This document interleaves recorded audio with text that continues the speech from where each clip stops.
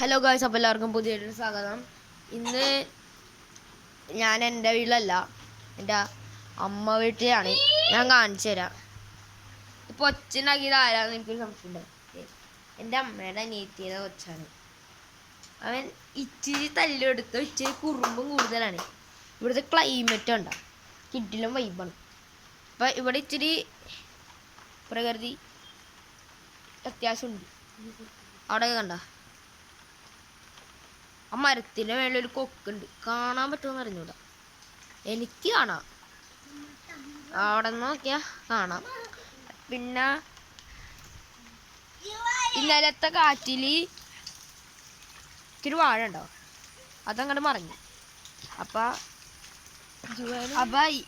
അടുത്ത വിശേഷങ്ങളായി നമുക്ക് വീണ്ടും കാണാം. അതുവരേക്കും എല്ലാവരും സപ്പോർട്ട് ചെയ്യണം.